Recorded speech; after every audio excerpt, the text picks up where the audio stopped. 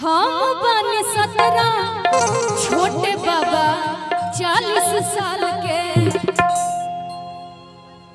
अरे एक तो उम्र तो हर कम कि दूगो रखले बारू बम कि करवई बू कहीं राई कि एक तो उम्र तो हर कम कि दूगो रखले बारू बम कि करवई बू कहीं राई काहे मदन बाबा खइबा के छ धूप दे आ कि छुवाला पला गोता बलास्ट हो जाई बनले तू बारू तरना छुवाला पला के बलास्ट हो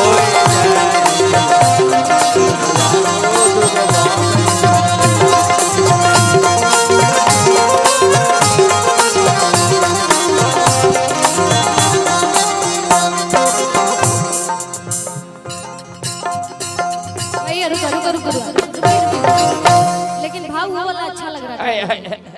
सही बात है, ये रियल बात है। आप लोग थोड़ा सा रिकॉर्ड कीजिएगा। हम बने 17, आपका तो 40 नहीं हो रहा होगा, 50 प्लस होगा।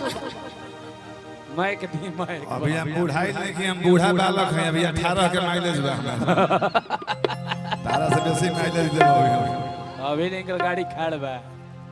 देखो उहे सेम भाई इनके लेखा लड़की के गो मदन भैया। अच्छा छोट लड़की के बड़ लड़का से मदन भैया लेके बूढ़ा आदमी से बियाह हो गया। अच्छा तब तो मान ली कि कम अच्छा हिनका से तो चित पे चढ़ावा तो सब छोट लड़की के उम्मीदगर लड़का से बियाह हो जाता है। जब ससुराल घर भी है तो खिया पिया के जवान करता रहे मर। हाँ जी जब सखी पूछल से का सखी का हाल बा कैसे कैसे सुहाग रख होला तो कहते कि बे ओ भैया मोह लायक नहीं अभी तो खिया के जवान करते रहे। महीना में दूधू को हम पुष्पा पियावत रहे 10 मूला रेस्ट पियावत रहे ककड़ी के सलाद पियावत रहे। इलायची तो कैसे सखी से समाचार कैसे कहती है चलिए। हाय हाय हाय अरे की एक तो उहे वाले के थोड़ा सा आगे पलट जाइए मैटर भी धूम भी। एक तो उम्र हमारे कम कि दूजे हो गइल गवान कि हमारा लागे ला शरम ए सखी। एक तो उम्र हमारे कम हाय हाय हाय हाय कि दूजे हो गइल गवान। चाचा का तरफ से पुरस्कार बा। पुरस्कार के समय ना में कैसे शुक्रिया अदा बोलल जाता है कैसे कैसे केंगा। एक तो उम्र हमारे कम हाय हाय हाय तुझे हो गइल गवान कि हमारा लागे ना शरम। चाचा हट जाइए तो लाज लगता रहे से।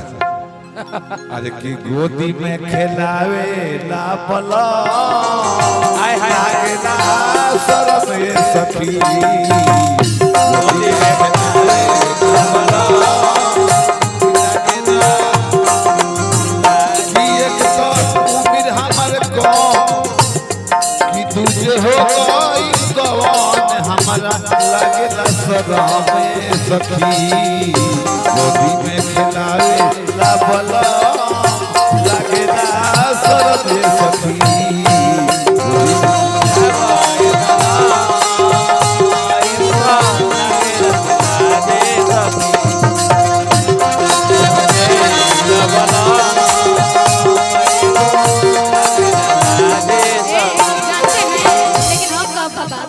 चाचा के वादा कोई नहीं है मदन भैया। हाँ जी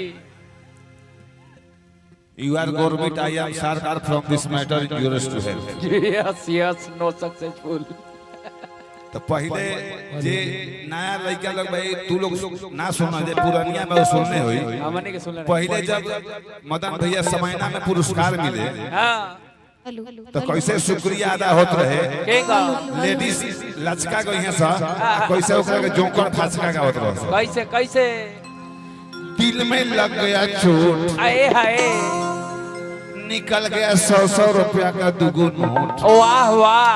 मैं उन साहबान से हाँ उन कदरदान को हाँ लहे लहे दिल से दिल से तहे तहे दिल से शुक्रिया अदा अरे करती हूँ।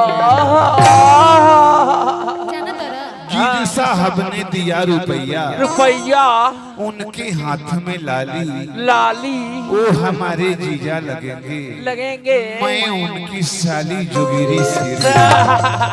तब लेडीज लोग लचका कैसे गई ओकरा बाद जोकर कैसे भचका का होता कैसे लेडीज कैसे लचका गए सब।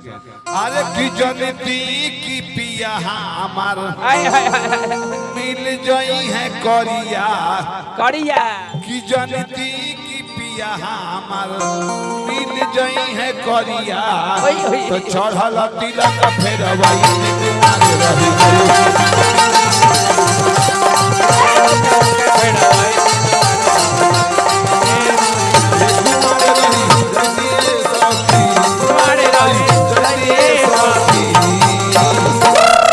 कि नैहरा में खूब कोड़ावाई थी कुमार रही। नैहरा में खूब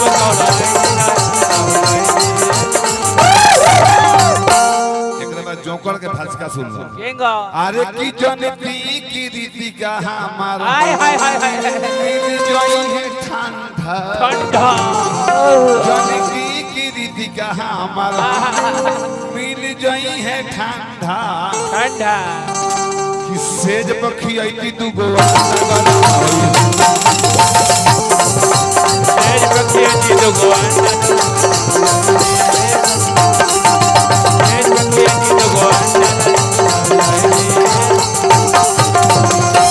बहुत बहुत धन्यवाद हमारे आदरणीय मदन भैया की तरफ से 100 रुपए का पुरस्कार है